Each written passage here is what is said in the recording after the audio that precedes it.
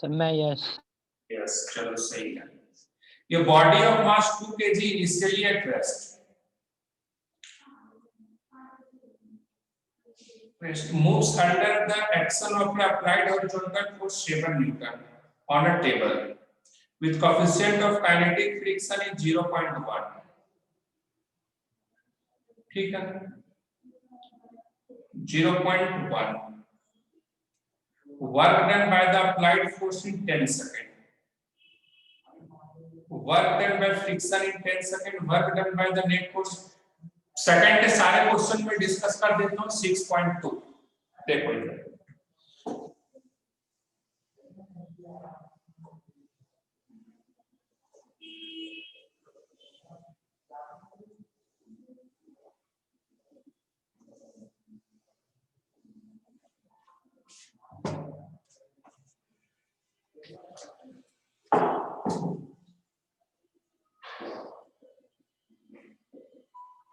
ठीक है। 6.2 क्या बोल रहा है? Body of mass 2 kg initially at rest.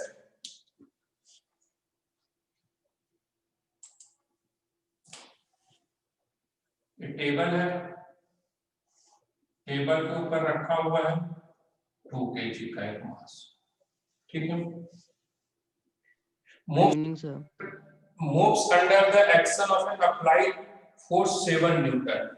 इसके ऊपर कितना अप्लाइड फोर्स हम लगा रहे हैं? 7 न्यूटन का। और इसका फ्रिक्शन कितना गिवन है हमारे पास? फ्रिक्शन दे दिया है 0.1, ठीक है। तो अब हमसे पूछा क्या गया है? Work done by the applied force in 10 second, ठीक है। तो सबसे पहले हम देखते हैं कि इसके ऊपर फ्रिक्शन कितना लग रहा है। तो भाई ये इधर चला गया एंड नीचे आ गया 2g यानी कि 20, यानी normal reaction is equal to 20 newton. तो यहां से फ्रिक्शन जो लगेगा वो F इज इक्वल टू क्या हो गया? Mu into N। तो फ्रिक्शन म्यू कितना हो गया? 0.1 इनटू 20, तो कितना हो गया? फ्रिक्शन कितना हो गया? 2 न्यूटन, ठीक है। फ्रिक्शन 2 न्यूटन हो गया। तो हमें बोल रहा है 10 सेकंड में कितना वर्क डन हुआ है। तो भाई 10 सेकंड में हमें इसका डिस्प्लेसमेंट फाइंड करना पड़ेगा कि 10 सेकंड में t इज इक्वल टू 0 यहां पर है, तो t is equal to 10 second में कहां तक पहुंचा है, ठीक है। तो देखो, तो इसका एक्सेलरेशन हम फाइंड करेंगे। तो एक्सेलरेशन इज इक्वल टू क्या होता है? F net upon mass. Net force कितना? 7 आगे लग रहा है, 2 पीछे लग रहा है, तो 7 माइनस 2/2, तो क्या हो गया? 5/2 मीटर पर सेकंड स्क्वायर। तब पूछा डिस्प्लेसमेंट कितना हुआ है। डिस्प्लेसमेंट निकालेंगे s is equal to ut plus half at square. तो u कितना है? इनिशियली ये रेस्ट में है, तो ये टर्म 0 हो गया, is equal to half. Acceleration क्या हो गया? 5/2 और 10 का स्क्वायर 10 सेकंड की बात किया है, 10 सेकंड का। तो यहां से क्या हो गया? 2 कैंसिल हो गए, 2 5 जा 10, 2 5 जा 10, तो डिस्प्लेसमेंट कितना आ गया? 125 मीटर। यानी कितना डिस्प्लेसमेंट हुआ 10 सेकंड में? 125 मीटर। तो हमसे क्या पूछा जा रहा है? पहला पूछा जा रहा है work done by the applied force. First है work done by the force applied. Force applied, कितना फोर्स अप्लाइड किया गया है? 7 न्यूटन। और डिस्प्लेसमेंट कितना हुआ है? 125। तो 7 into 125 को मल्टीप्लाई करो, कितना आंसर आएगा? 7 into 125 कितना आंसर आएगा? Work done by the applied force 875। और मल्टीप्लाई कर लेता हूं, 875। तो 875 आंसर आ रहा है।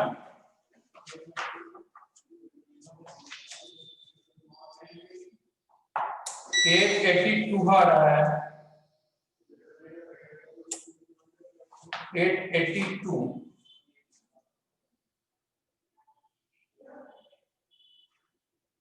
गलत है,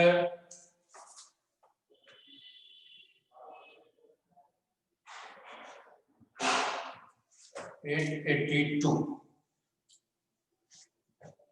कहीं देख लीजिए एक बार प्रोसेस देखते या तो फिर आंसर गलत है, ठीक है।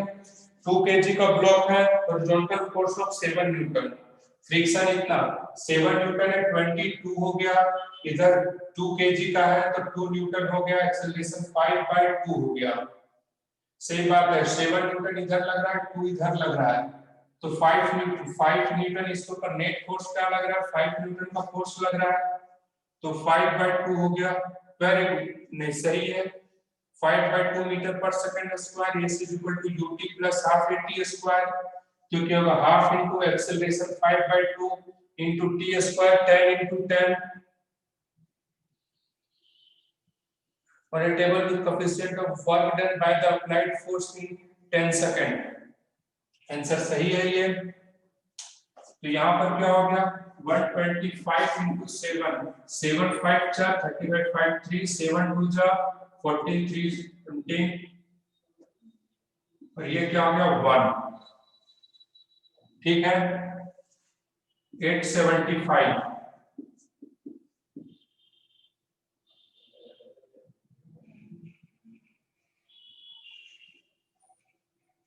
875 जूल, वर्क डन क्या हो जाएगा 875 जूल, ठीक है।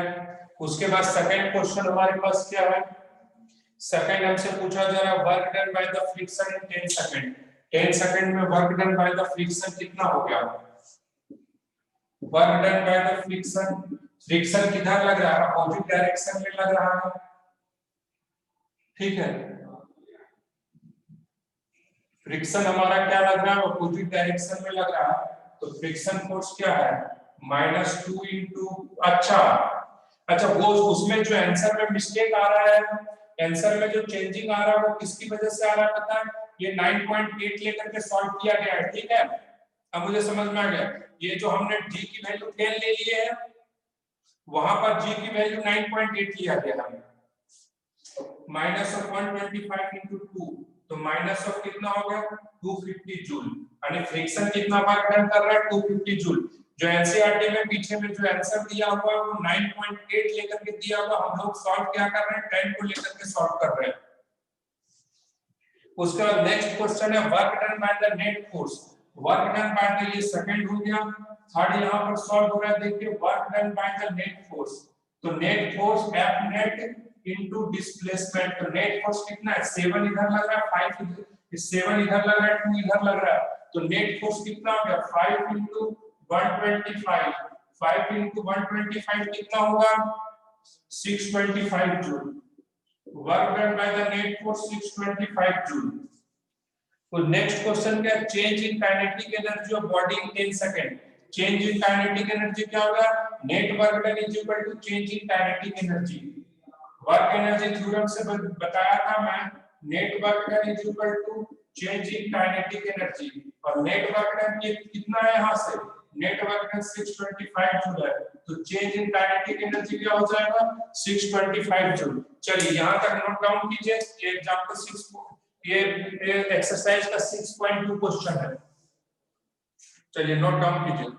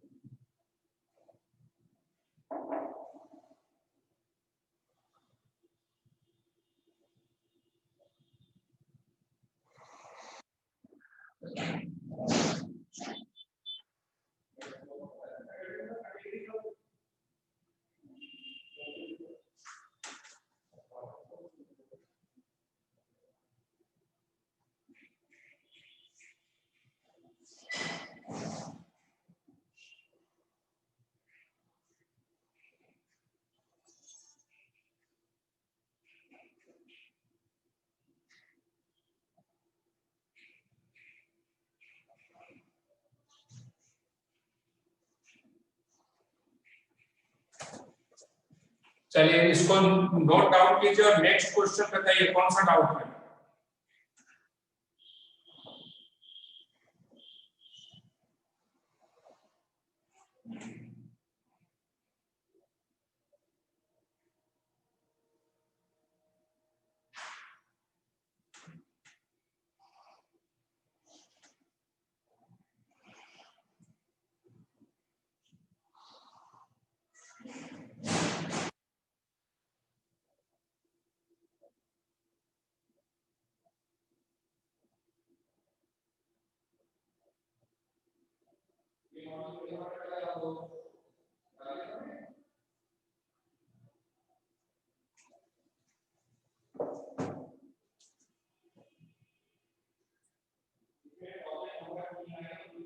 Sir question 6.4।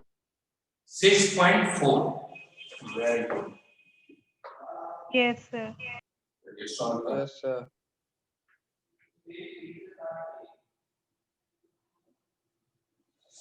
क्या बोल रहे हैं? द पोटेंशियल एनर्जी, क्वेश्चन पहले एक बार पढ़ते हैं, सभी को पढ़िए। The potential energy, the potential energy function for a particle executing linear and simple harmonic motion is given by ux is equal to kx square by 2 where k is a force constant। अब k की value दिया हुआ है। So particle of total 1 joule moving under this potential must return back when it reaches to x is equal to plus minus 2।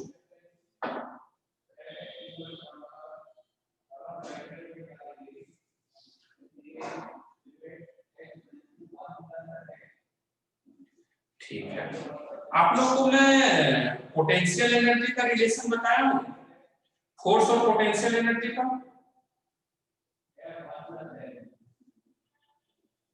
क्या पूछे? Force और potential एक relation बताते हैं, फिर आगे देखते हैं।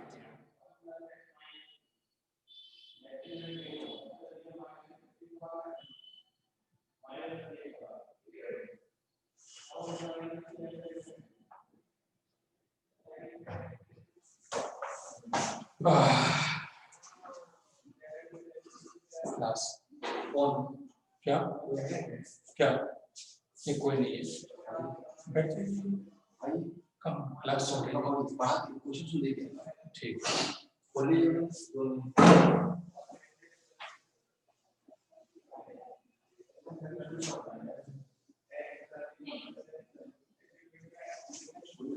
चलिए इस क्वेश्चन को सॉल्व करते हैं। देखो जो जो दिया हुआ उसको लिख देते हैं, ठीक है। क्या क्या दिया? पोटेंशियल एनर्जी दिया हुआ है, potential energy is a function of x. क्या दिया? kx स्क्वायर बाय 2, ठीक है। k is the force constant, k की वैल्यू क्या दिया हुआ है? 0.5 न्यूटन पर मीटर पर square particle of total energy. एक चीज देखिए, टोटल एनर्जी जो होता है वो क्या होता है? Kinetic energy plus potential energy, ठीक है। और जब कोई भी देखो कोई पार्टिकल जब एक्सेप्शन करता है ना तो क्या करता है? आप लोग पेंडुलम वाला घड़ी देखें, टिक टिक टिक टिक टिक टिक घूमते रहता है, ऐसे ऐसे होते रहता है।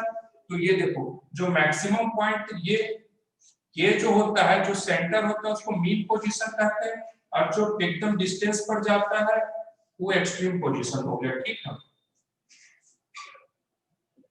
तो क्या बोल रहा है? इस पॉइंट के ऊपर जो पोटेंशियल एनर्जी जो है वो क्या हो जाता है? वो मैक्सिमम होता है, ठीक है। पोटेंशियल एनर्जी मैक्सिमम होता है, यानी कि सारी की सारी एनर्जी क्या होती है? किस फॉर्म में रहती है? पोटेंशियल एनर्जी के फॉर्म में रहती है। और हमारे पास क्या बोला है कि पोटेंशियल एनर्जी क्या है? kx स्क्वायर बाय 2, ठीक है। और ये पोटेंशियल एनर्जी क्या हो जाएगी? यही पर मान लो ये टोटल एनर्जी, मान लो ये जो x है वही क्या है भाई? यही है ना। यहाँ पर क्या इस पॉइंट पर काइनेटिक एनर्जी, एक्सट्रीम पोजीशन पर काइनेटिक एनर्जी 0 रहती है, ठीक है। तो अब हम यहाँ का एनर्जी लिख देते हैं। यहाँ का एनर्जी क्या लिखेंगे? Kinetic energy plus potential energy is equal to total energy 1 joule हमको दे रखा है। भाई क्वेश्चन में दे रखा है देखो, so that the particle of total energy 1 joule moving at x is equal to plus minus 2 metre. तो ये 1 जूल है। इस पॉइंट के ऊपर एक्सट्रीम पोजीशन के ऊपर जहां से वापस आएगा वहां पर काइनेटिक एनर्जी क्या है, जीरो। क्यों? क्योंकि अगर कोई आदमी आगे जा रहा है तो वापस आने के लिए उसकी वेलोसिटी उसको वहां पर क्या करनी पड़ेगी, जीरो करनी पड़ेगी। तो काइनेटिक एनर्जी जीरो हो गया। और पोटेंशियल एनर्जी कितना है? पोटेंशियल एनर्जी देखो kx²/2 गिवन है, kx²/2 is equal to 1 joule. तो यही हमें x फाइंड करना है। तो देखो 1 की k की वैल्यू कितनी है, 0.5 गिवन है, into x²/2 is equal to 1। तो ये क्या हो गया, 0.5 हाफ हो गया। तो x²/4 इज इक्वल टू 1, क्योंकि 0.5 इज हाफ। तो x² इज इक्वल टू 4 हो गया। x इज इक्वल टू क्या हो गया, plus minus 2 metre. Note down कीजिए, ठीक है। उसके बाद नेक्स्ट डाउट कौन सा है बताइए, नेक्स्ट डाउट। चलिए ठीक है, इसके बाद 6 को एक बार आप लोग पढ़िए, ठीक है। मैं आया 2 मिनट।